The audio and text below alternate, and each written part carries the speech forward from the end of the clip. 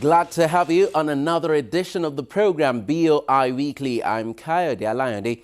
For a number of weeks, the Bank of Industry, in partnership with the National Board for Technical Education, NBTE, organized a vocational skills competition.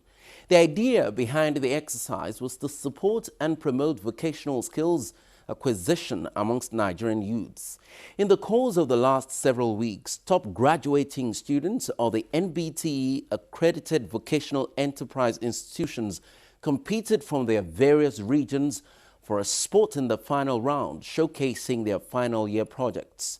Winners have eventually emerged in the 7 categories: automotive mechatronics, carpentry and joinery, fashion and beauty, electrical, electronics, painting and tiling, plumbing and fitting, plus welding and fabrication. The finalists in each of these categories were all honored at a colorful gala night in Abuja, Nigeria's capital. Today we'll bring you highlights of the regional contests in Kaduna and Lagos, plus the dinner in Abuja, where the finalists received their prize money as well as equipment to start their businesses. Stay with us. Nigeria records post-harvest losses and wastages annually in the agricultural sector due to limited processing and preservation capacity. This results in high food prices and food importation, with its attendant effects on the nation's foreign reserves.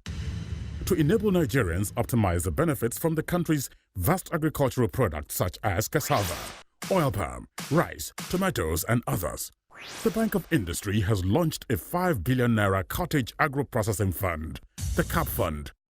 Customers can access the fund to establish plans to process our various agro-produce into food products or intermediate raw materials for industries at a single-digit interest rate of 9% per annum. For more information on the CAP Fund, please visit www.boinigeria.com/capfund. Bank of Industry, developing Nigeria's agro-processing industry through the CAP Fund.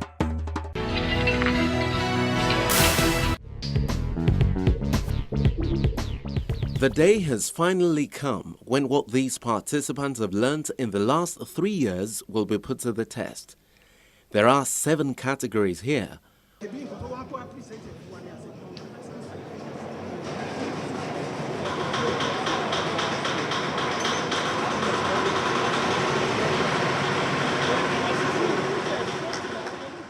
Automotive mechatronics, carpentry and joinery, fashion and beauty, electrical and electronics, plumbing and fitting, and of course, welding and fabrication. All is set. The judges are ready. The participants look on and wait with confidence and hope. It was going to be a long day. The acting MD CEO, Mr. Waheed Olagunju, opened the show by laying out the purpose for the competition. As we all know, this initiative has a lot of potentials in addressing the challenges of youth employment in Nigeria, especially amongst fresh school leavers. Representative of the National Board for Technical Education appreciates the initiative, but asks for more. Pertaining to the partnership with the Bank of Industry, it is highly commendable when the Bank of Industry approached NBTE on such kind of collaboration. This competition, as we discussed in Lagos, is only one aspect of the intervention, I'm sure, which the Bank of Industry intends to do. There are many other interventions along the line.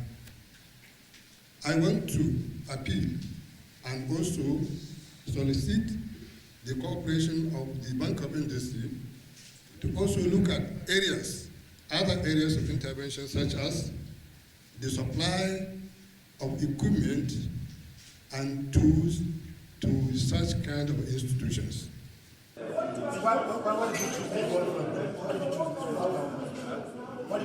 If I wanted 20 of this and you needed to produce it, you would need to take hands, right? So how much will you pay those people? 7 hours of intense and grueling encounter it was, as these participants showcased and defended their projects, one after the other, answering a barrage of tough questions from the judges. Can you tell us the first stroke of an engine and how it works? Don't you prepare an estimate for me? Don't you prepare an estimate costing for me? How much did it cost you to do this? However, some of them didn't have a hard time defending their work. When it's a paper you're working, you leave it. There's what we call as a chemical, called staining. You apply on it. When you apply all the parts, you see, find your smooth. Some paper there's different types, like the one that has the big mouth. You find the one that is smooth, you still sandpaper it well. When you even touch it, it's even smoother than this. When you sandpaper it all, the next thing is to apply your finishing. Then you look for which kind of paint should I use to confuse my customer. Because you buy cheap wood, like 200 wood, the finish you apply on it, you can even sell it more than 10,000. Electrical component, they generate heat. So when it is not well ventilated, it will shorten the lifespan of the instrument. First of all, we started with the working drawing. Then we got the materials needed. We got the angle irons, we got the sheet metals, we got the flat irons too, and we got the rods and this tire. And we measured everything properly with the help of Chi-Square. And after the measurement, we made sure everything was okay. Then we tagged the angles. At the end of the day, every participant was rewarded with a certificate for showing up. Microphone, yeah.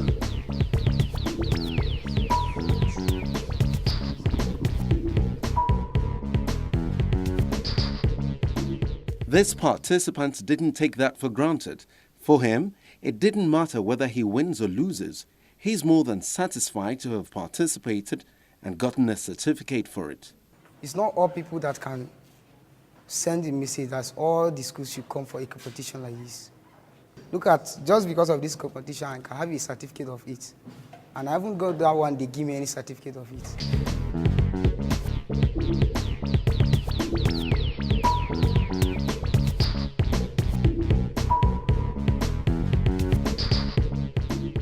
In Lagos, the competition was equally stiff. The reason why we have on and on is because the environment is not dark enough to enclose my switch. No, I'm explaining something, sir. So right now, I created a dark environment, which is Dick's box, on my own, because I know here will be what? Full of light. Now, if you off this very particular light, you will find out that this light will become more stable. Now, watch. It's open. It's assumed the box, there's light going into now, and that shows it not be activated. It's closed. That shows it's automatically limited. So if the normal regular light goes off, this one picks. We found you very interesting initially. Clap for him. He clapped for him. Which is not a problem. You have been able to talk very well. And I said, what caught me was not the initial talk, it was the cutting list. Because you gave us what we do every day. Yes. And before we push to production, we must have the cutting list. So we're very impressed. In fact, I will clap for you again for talking well. But you have not said what you know.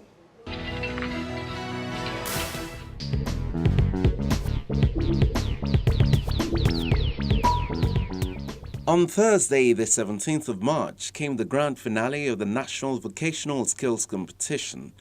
3 finalists from each of the 7 categories were invited for the dinner. The night commenced with some entertainment.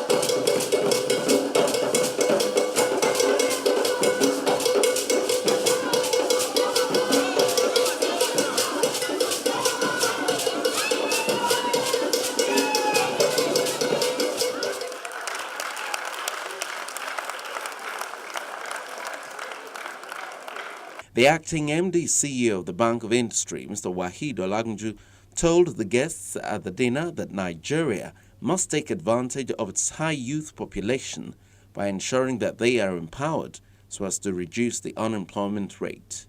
So we are an action-oriented institution. We believe our problems should be analyzed. We should go beyond analysis. We should come up with concrete actions and come up with solutions. In almost every household in this country, we have unemployed youths. We are a country of a population of 180 million. A population as high as that of Nigeria can either be an asset or a liability.